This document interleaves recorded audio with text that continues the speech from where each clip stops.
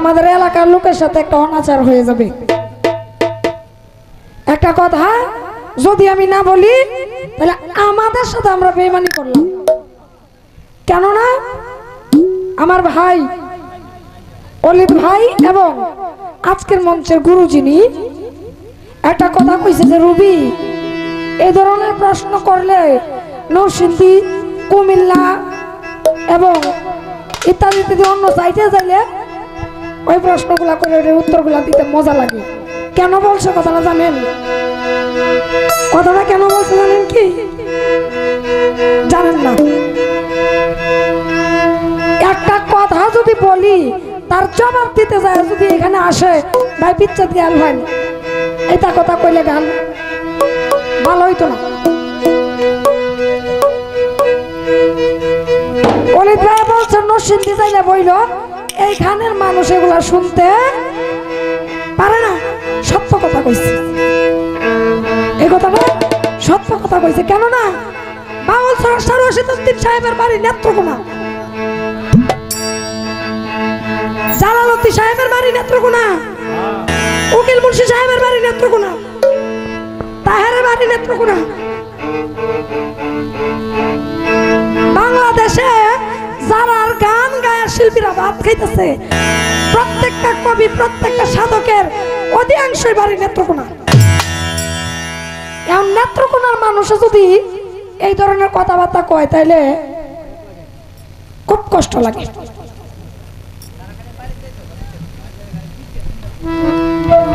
শোনো বন্ধু, তুই আমার বুধা দাদা কাটতেলা ফিরি তার কেতা দিয়ে যাইতে ধরে মেরেলা।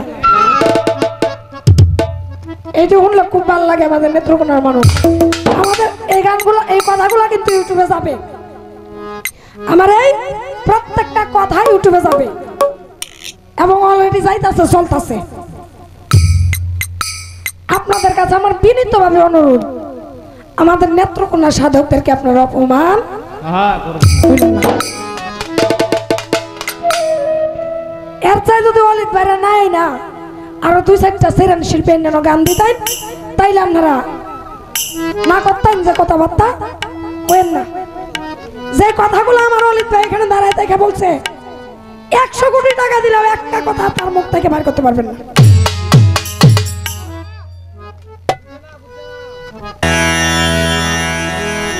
একশো কোটি টাকা দিলেও একজন সাধকের মুখ থেকে ওই কথাগুলো বের হয় না। এটা কথাই আছে না, যে বুঝে না গানে সে বুঝে না কোনো জীবনে। এই যে সোনার বন্ধুর গান গাইতেছে, আমার নেত্রকোনার বহু ভাইয়েরা আমার গান পছন্দ করত। আমি আমার দিয়া কই, আমি আরেকজনকে দিয়া বলি না। আমার গান বহু ভাইয়েরা পছন্দ করত। এখন দুই একজন ছাড়া এক ভাইয়ান তো দেখতারে না। কেন কি জানো? এই যে ভাইয়েরার নাম কয়ে গান গাই না ছাড়া দিছি, এটা লাগে।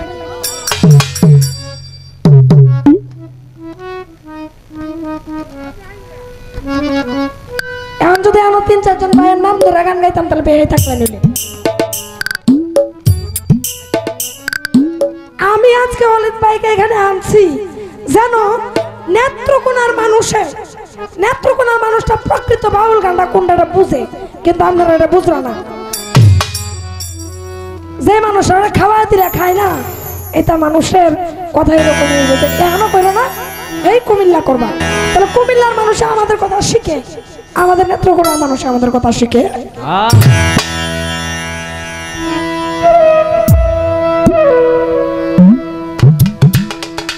কারণ দুনিয়াটার নিয়মটাই হয়ে গেছে এরকম।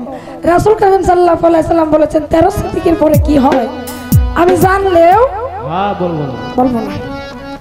যা গান করি করার পরে অলিদ ভাই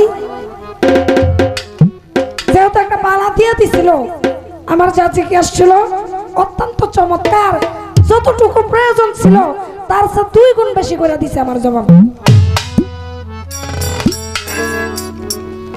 মাফ করবেন যদি আপনাদের পালা গান না শোনার ইচ্ছা হয়, তাহলে এখানে আইনা শিল্পীরা অসম্মান করার কোনো অধিকার কোন রাষ্ট্রের সরকারও আপনাদেরকে দেয় নাই।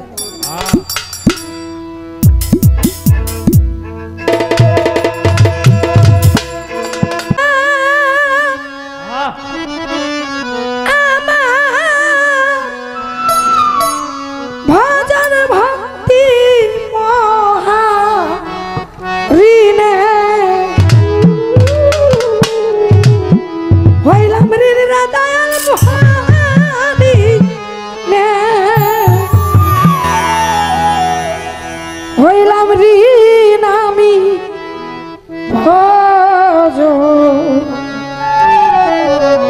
ভক্তি।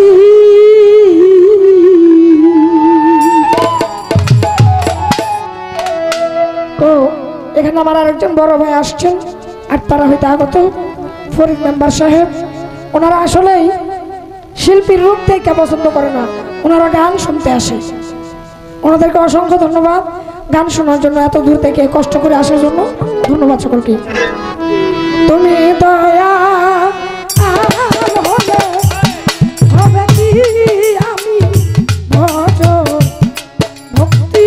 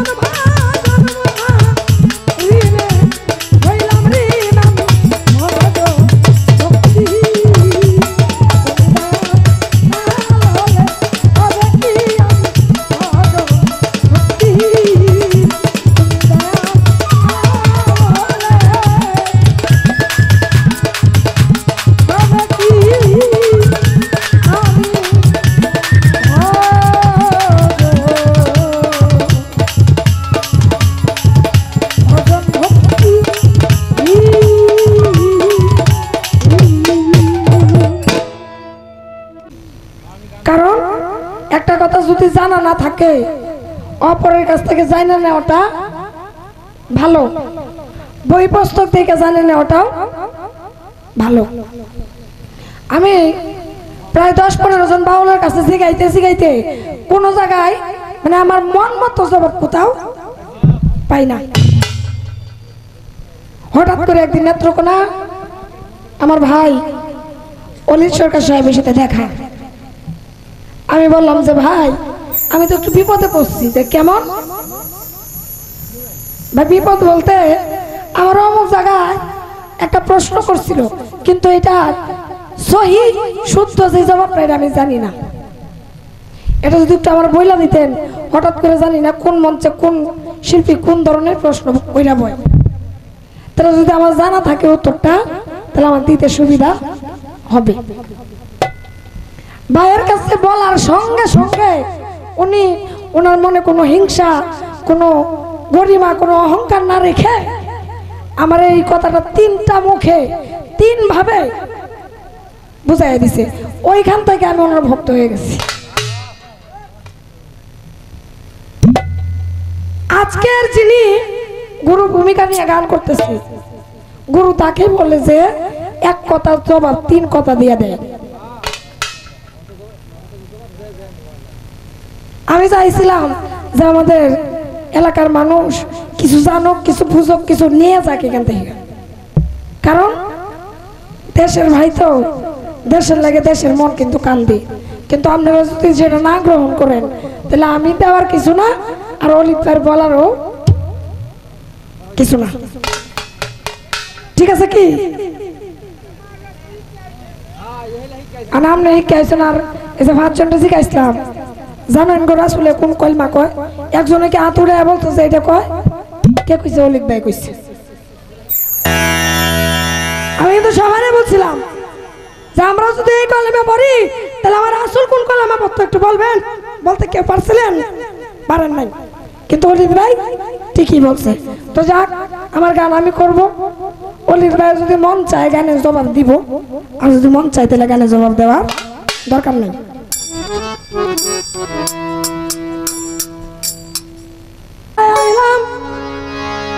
নদীর কিনারায় আমার গুরু গো,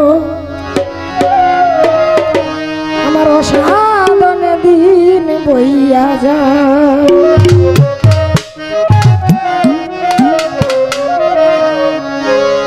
দয়াল গুরু গো,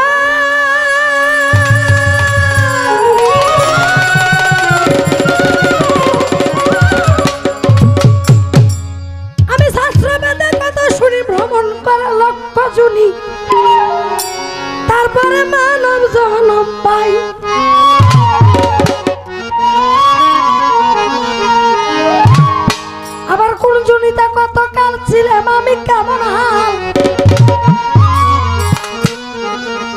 কোন জনিতা কত কাল ছিলাম আমি কেমন হাল, বেশভূষণ কি ছিল জানতে চাই আমার গুরু গো, অসাধনে দিন বইয়া যায়। আমার যে এই মানব দেহটা নিয়ে আমি জন্মগ্রহণ করছি পৃথিবীতে, 84 লক্ষ যোনি ভ্রমণ করার পরে একবার মানব জন্মে আসতে পারছি। আবার যদি এই জন্মে আমি একটা ভুল করি তাহলে আবার সেই 84 লক্ষ যোনি ভ্রমণ কইরা ঘুরাইয়া আসতে হবে। এভাবে যদি আমি ভুল করতে থাকি যতবার ভুল করতে ততবারই আমার 84 ফেরে করতে হবে। আমার দয়াল আমি আগে বলছি মন চাইলে উত্তর দিবেন, আর না চাইলে দেওয়ার প্রয়োজন নাই। আজব লীলা দেই খায়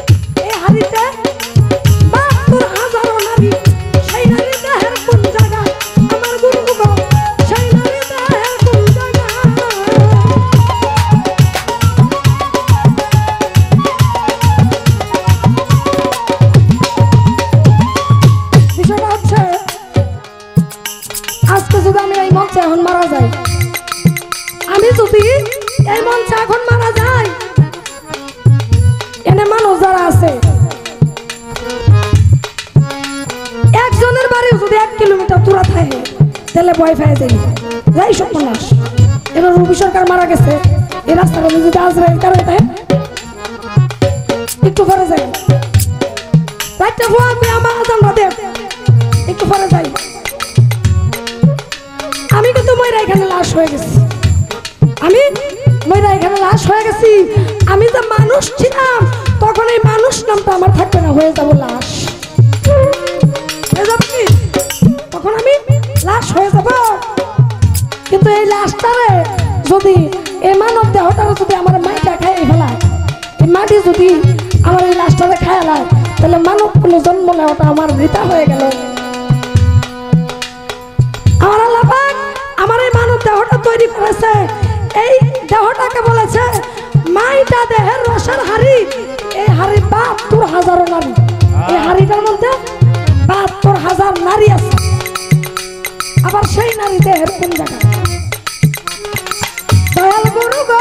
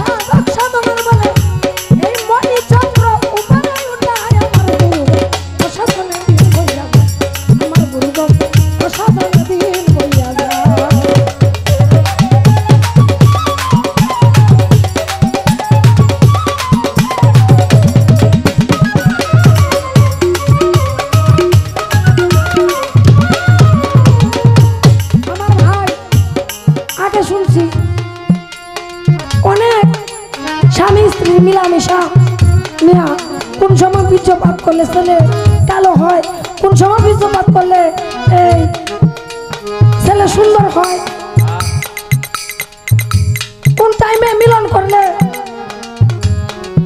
অন্ধ তোর কানা লুলা ল্যাংরা হয়, কোন পুষ্টিটা কম হইলে কি হয়, অনেক কোন কথাবার্তা বলছে।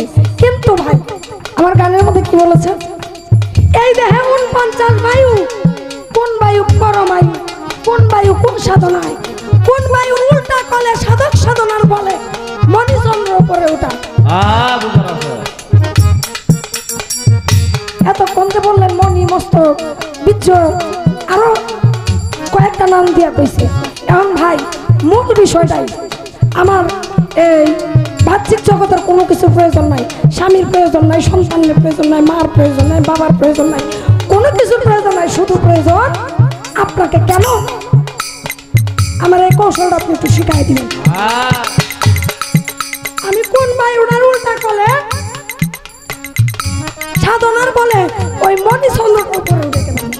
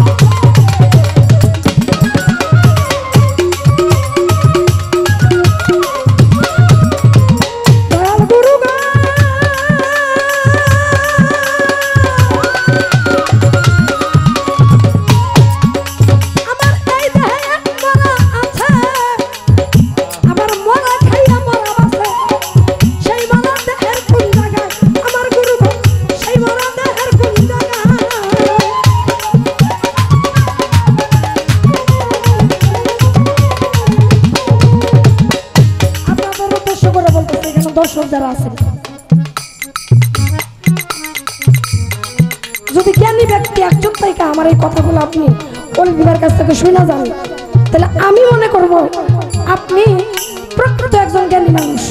আজ যদি আপনারা কথাগুলো না শুনতে চান, একটু দূরে চার দোকান আছে, যে সময় বিচ্ছেদ গান হইব এই সময় বিচ্ছেদ গান শুনুন, যে এর আগে একটু চা খাই যে আল্লাহর রাস্তে উনি কথা বলার সময় কেউ বেটু দিবেন আপনারা ভারতের মাসে নেন।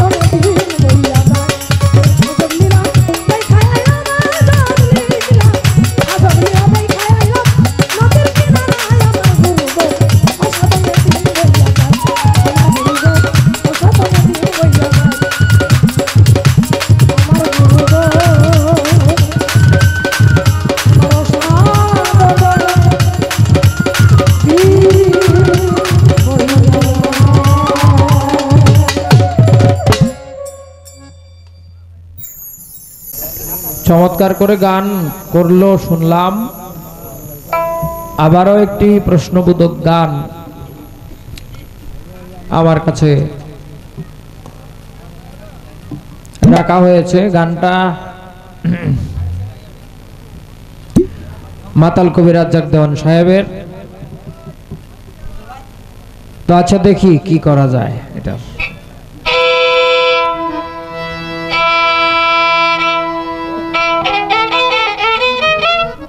দিতে নদীতে সাঁতার দিতে শিখে নিও কল ধরিয়া, শ্রীচরণ যুগল ধরিয়া, শ্রীচরণ যুগল।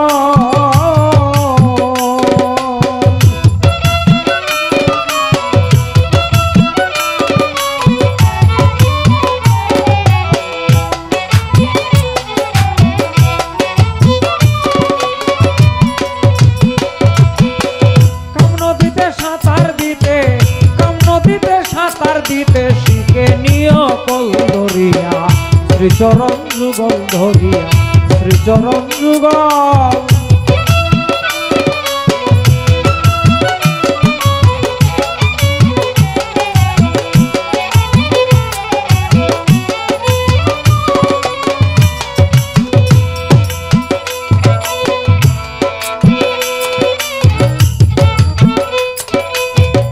আগে কামেল গুরুর কাছে যা,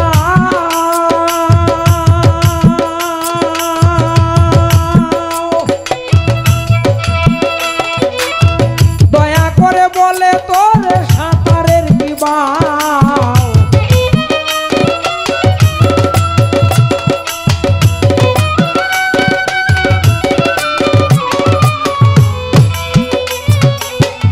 আগে কামেল গুরুর কাছে যা,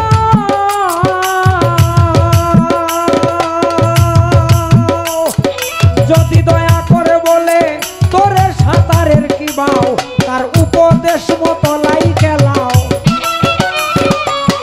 উপদেশ মতো লাই খেলাও, গায়ে লাগবে না জল ধরিয়া, শ্রীচরণ যুগল ধরিয়া, শ্রীচরণ যুগল।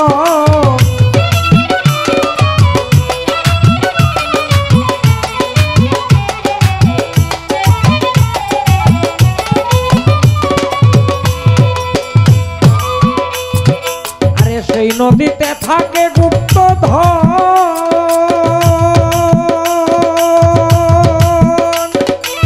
সন্তান জেনে দুই একজনে করে আহরণ।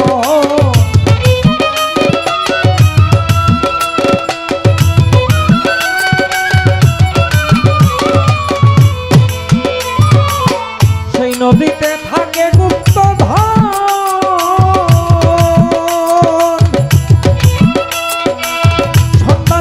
দুই একজনে করে আহরণ।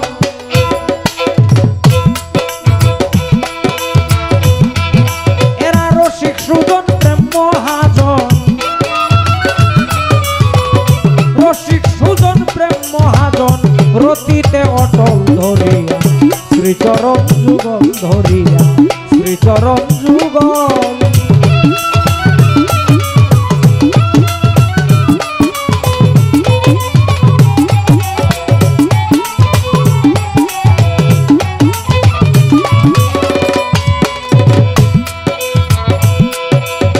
যখন তাল চারিয়া বেতাল দশা হয়,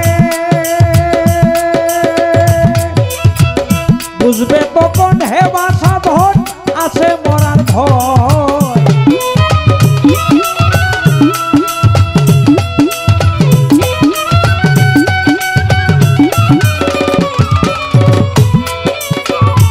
তাল চারিয়া বেতাল দশা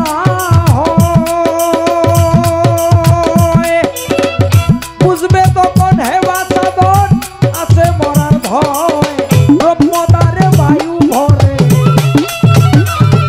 তখন ব্রহ্মদ্বারে বায়ু ভরে, লাগাও প্রেম শিমল ধরিয়া, শ্রীচরণ যুগল ধরিয়া, শ্রীচরণ যুগল।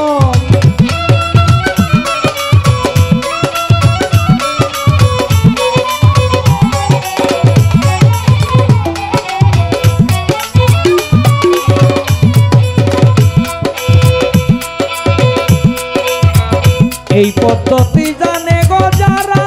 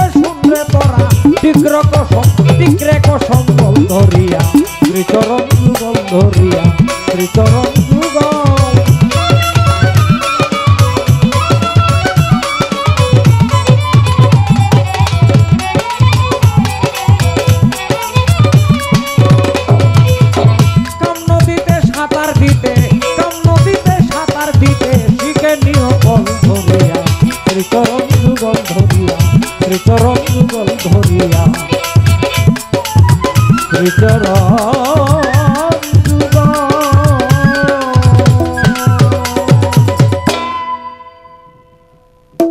গুরু গো আজব লীলা দেখে এলাম নদীর কিনারায়, গুণীজনের মুখে শুনি ভ্রমণ করে লক্ষ জুনি, শেষে একবার মানব জন্ম পায়। লক্ষ জুনি বলতে 84 লক্ষ জুনি। এই জগতে খোদার সৃষ্টি যত জীব আছে প্রত্যেক প্রাণীর দেহের মধ্যে মানব রূপে যখন মানুষ থাকে তখন সে তার জীবনে যে কর্ম করে সেই কর্মের ফল প্রদান করার অনুসারে প্রত্যেকটা প্রাণীর দেহের মধ্যে তার রূহকে ভরে দুনিয়াতে পাঠানো হয়। কোন জনিতে কতকাল ছিল আমার কেমন হাল, একটা কুকুরের দেহের মধ্যে তোমার আত্মা ঢুকিয়ে যখন দুনিয়াতে পাঠানো হয়েছিল, একটা কুকুরের যতদিন পর্যন্ত পরবায়ু এবং কুকুরের যে হাল, যে অবস্থা, তার যে বেশভূষণ, তোমার ততদিন পরবায়ু ছিল। কুকুর যেভাবে জীবন যাপন করে তুমিও ঠিক সেইভাবেই জীবন যাপন করেছিল। এইরকম ভাবে কুকুর, বিড়াল, পশু পাখি, কীট পতঙ্গ, যক্ষ রক্ষ, ভূত পিশাচ এমন কোন প্রাণী নাই মানুষ মানুষের জীবনে সে যদি তার মনুষ্যত্বকে জাগ্রত না করতে পারে, যে আদেশ নিষেধ তার মালিকের পক্ষ থেকে রয়েছে এইগুলির অনুসরণ করে যদি তার জীবন যাপন না করে, সে যদি তার উল্টো পথে চলে, তাহলে এমন কোন প্রাণী নাই যে প্রাণীর মধ্যে তার আত্মাটাকে ভরে দুনিয়াতে পাঠানো না হয়। প্রত্যেকটা প্রাণীর মধ্যে তার আত্মাটাকে ভরে এই জগতে পাঠানো হয়। এটাই হলো তার শাস্তি। এই জন্য যে প্রাণীর যতদিন পরমায়ু ঠিক ততদিন তোমার ফল ভোগ করার জন্য, শাস্তি ভোগ করার জন্য এই প্রাণীর ভিতরে তোমার আত্মাটাকে ভরে পাঠানো হয়, তার মধ্যে থেকে তোমার জীবন যাপন করতে হবে। এখন তুমি বিচার করবে কোন জনিতে কতকাল তুমি থাকো। একটা কুকুরের জীবন যতদিন চলে ততদিন একটা কুকুরের মধ্যে তোমার আত্মাটা ভরে দুনিয়াতে বাঁচতে হবে, থাকতে হবে। কুকুরের যে বেশ তোমারও একই বেশ হবে। এটা বিড়ালের জীবন ধারণ করে যখন তুমি আসবে তখন বিড়াল যতদিন বাঁচে তুমিও ততদিন বাঁচবে। সে যে যা খায়, যেভাবে চলে, তার বেশভূষণ যেমন থাকে, এটাই হলো তোমার শাস্তি।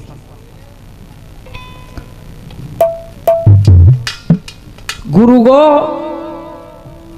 এই দেহে ৭২,০০০ নারী, মাইটা দেহের রসের হাড়ি ৭২,০০০ নারী। শোনো, সাধকগণ প্রত্যেকটা মানুষের দেহে ২০৬টা হাড় আছে, ২০৬টা হাড় এবং ৭২,০০০ রোগ আছে। সাধকগণ, আরিফগণ এই ৭২,০০০ রোগকেই নারী বলেছেন। এটি হলো প্রকৃতির থেকে উৎপত্তি। তোমার দেহে দুইটা অংশ, একটা হলো পরম অংশ আর একটা প্রকৃতি অংশ। এই প্রাকৃতিকগত ভাগ থেকে যে সমস্ত বস্তু আদি দেহের মধ্যে আছে প্রত্যেকটাই নারীর অংশ, প্রত্যেকটাই নারী। এই নারীগুলি কি খায়? এই ৭২,০০০ নারীর পরিচালক যিনি, তিনি হলেন আদ্যশক্তি মহামায়া, যিনি কুলকুণ্ডলিনী। তিনি ৩ ভাগে বিভক্ত হয়ে তোমার দেহ জুড়ে রয়েছেন, ইরা, পিঙ্গলা, সুষুম্না। এই কুলকুণ্ডলিনী থেকে যে কিঞ্চিত শক্তি আসে, সেই শক্তি সমস্ত রোগ রেশা দিয়া তোমার সম্পূর্ণ দেহে পরিচালিত হয়। এটাই হলো এই ৭২,০০০ নারীর খাদ্য।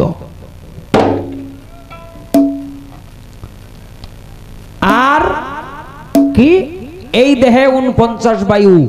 কোন বায়ু হয়? পরমায়ু। কোন বায়ু? কোন সাধনায়। ৪৯ বায়ুর মধ্যে কোন কোন সাধকের মতে ৫টি বায়ু প্রধান, কোন কোন সাধকের মতে ১০টি বায়ু প্রধান।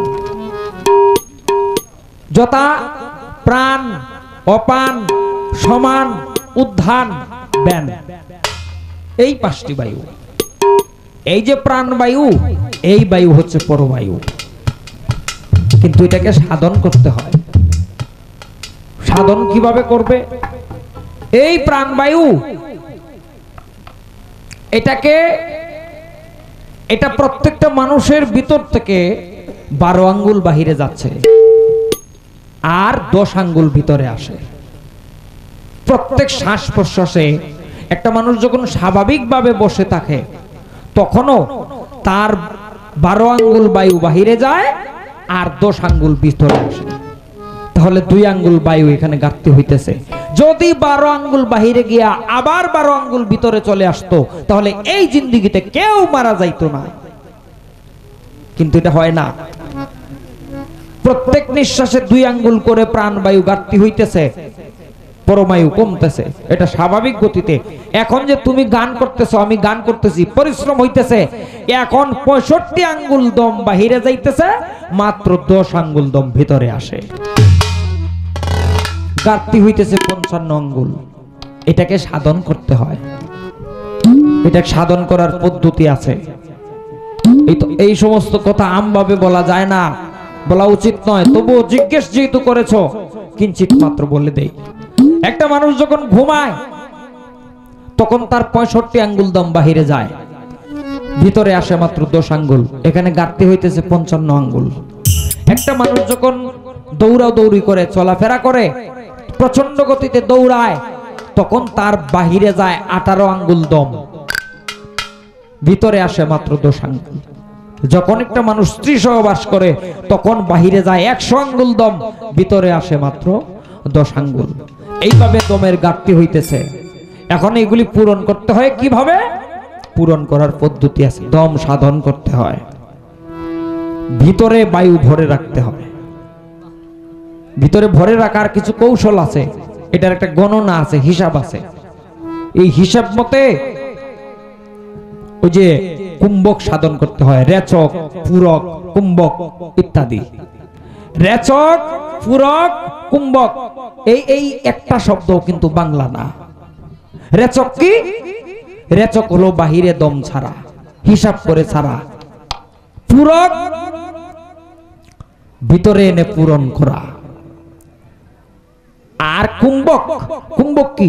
তুমি যে বায়ুটা বাহির থেকে ভিতরে টান দিয়ে আনবে, আনার পরে এটাকে ধরে রাখতে হবে। করে দেখবে প্রথম দিন তুমি 10 গুনতে গুনতে দম ছাড়বে, 15 গুনতে গুনতে দম ভিতরে নিবে, 10 গুনতে গুনতে দম ভিতরে নিবে, 15 গুনতে গুনতে দম ছাড়বে আস্তে আস্তে, এবং 20 পর্যন্ত গুনবে, দম ভিতরেও নিবে না, বাহিরেও আনবে না, 20 পর্যন্ত গুনে আটকে রাখবে। এই যে কাজটা করবে, এইভাবে তুমি 2 মিনিট করবে, তারপরে 2 মিনিট রেস্ট করবে। প্রত্যেক দিন এইভাবে 10-15 মিনিট করবে। এভাবে করতে করতে এমন একটা সময় আসবে, এইভাবে যদি 1 বছর, 2 বছর, 5 বছর এই অভ্যাস করতে পারো, এটার নাম হচ্ছে প্রাণায়াম, প্রাণের আরাম দেওয়া। এই প্রাণায়াম অভ্যাস চক্ষু বন্ধ করে যদি করতে পারো, এটা করার আরো পদ্ধতি আছে, কামেল মোকাম্মেল গুরুর কাছ থেকে জেনে নেবেন। মঞ্চে এর চেয়ে অতিরিক্ত বলা যায় না, বলার নিয়ম নাই। এটা যদি করতে পারো তাহলে তোমার ভিতরে এক সময় বায়ু আটকে রাখতে পারবে, তুমি যতক্ষণ চাইবে ততক্ষণ। যদি এই কাজ করতে পারো, যখন একজন পুরুষ সে যখন বায়ু সাধনে অভ্যস্ত হয়ে যাবে, তখন সে যখন স্ত্রী সহবাস করবে, স্ত্রী সহবাসের কালে গিয়ে চক্ষু বন্ধ করে যদি রুদ্ধ শ্বাস রুদ্ধ করে রাখে, কুম্ভক করে তার ভিতরে বায়ু ভরে রাখে, যতক্ষণ পর্যন্ত সে নিজের ইচ্ছায় বায়ু না ছাড়বে ততক্ষণ পর্যন্ত বীর্যপাত হবে না। আর শুধু তাই নয়, এই বায়ু নাক দিয়া না ছেড়ে কুম্ভক করে ভিতরে আটকে রেখে ঊর্ধ্ব গতিতে যখন বায়ু আস্তে আস্তে স্টেশনগুলি পার করে মস্তিষ্কে উঠাবে, তখন নিম্নমুখী বীর্য উপরে উঠে যাবে। এটা কোন বায়ু জানো? এটা হলো অপান বায়ু।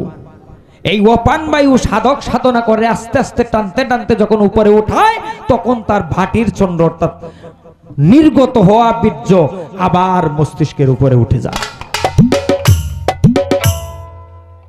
এই দেহে এক মরা আছে, মরা খায়া মরা মাছে, এই মরা হলো কুলকুণ্ডলিনী।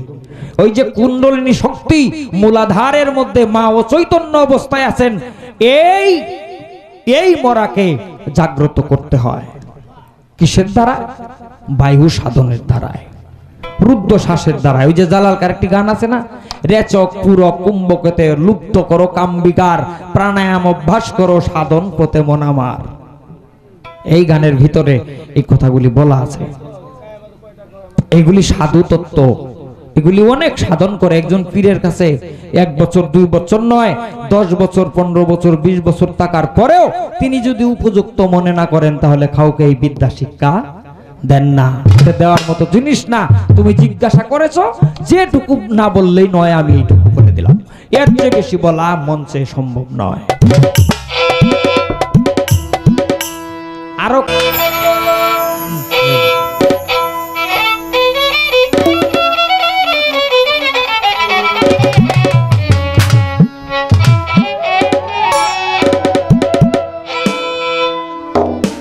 আচ্ছা, আমার এই 2-3টা প্রশ্ন যে করলো, এটা আমি বুঝলাম যে আমার আজকের যে শিষ্য এটা আবাত্তি না,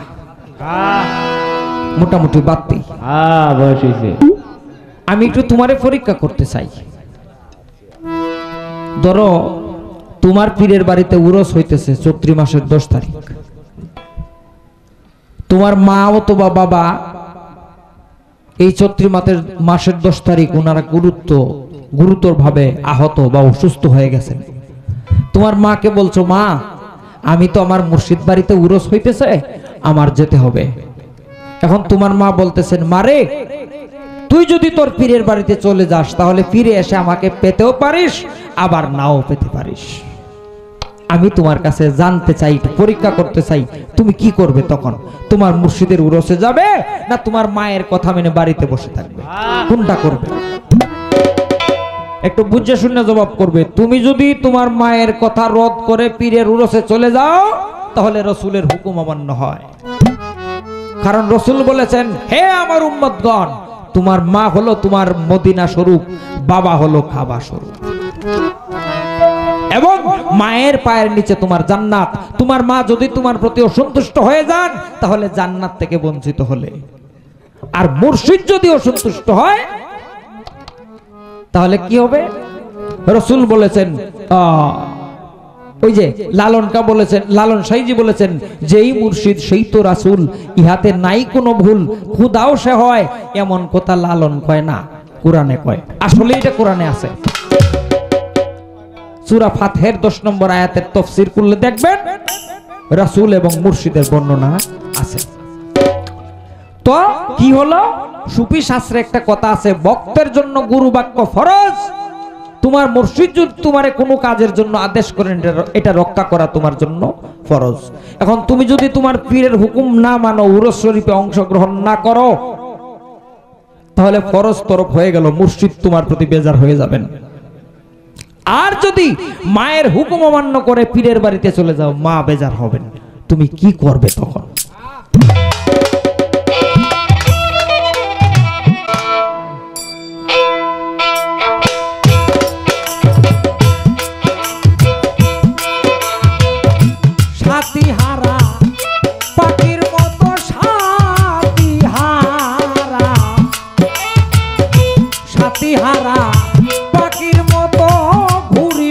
জঙ্গলে রে প্রাণের বন্ধু, কর্মফলে রে প্রাণের বন্ধু, কর্মফলে।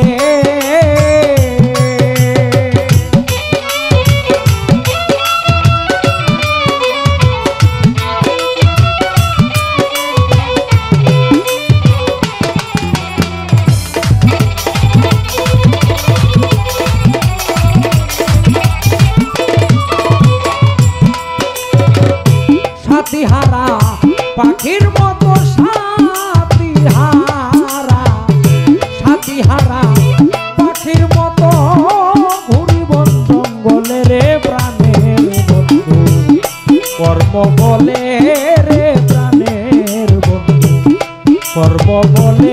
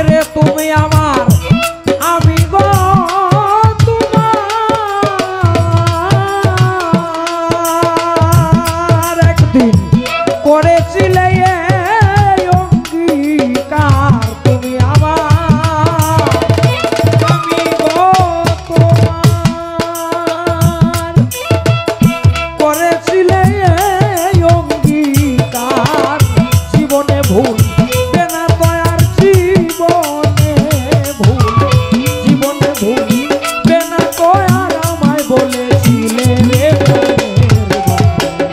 কর্ম বলে রে প্রাণের বন্ধু কর্ম বলে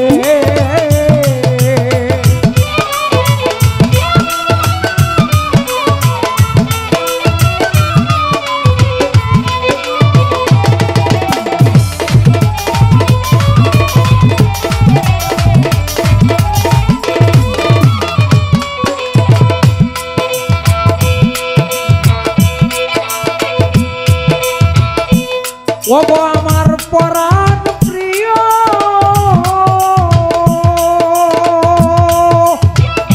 আমার শেষ মিনতি নিও ওগো আমার পরাণ প্রিয়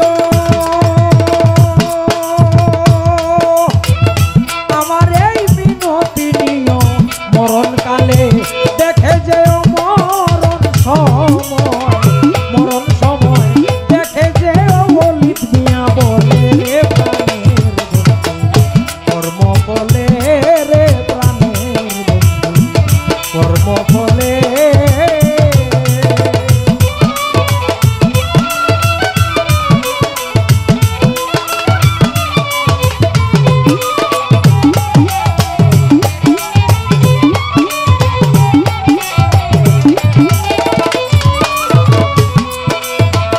সাথীহারা পাখির মতো সাথীহারা সাথীহারা পাখির মতো ঘুরি বন জঙ্গলে রে প্রাণের বন্ধু কর্ম বলে রে প্রাণের বন্ধু কর্ম বলে রে প্রাণের বন্ধু কর্ম বলে রে প্রাণের বন্ধু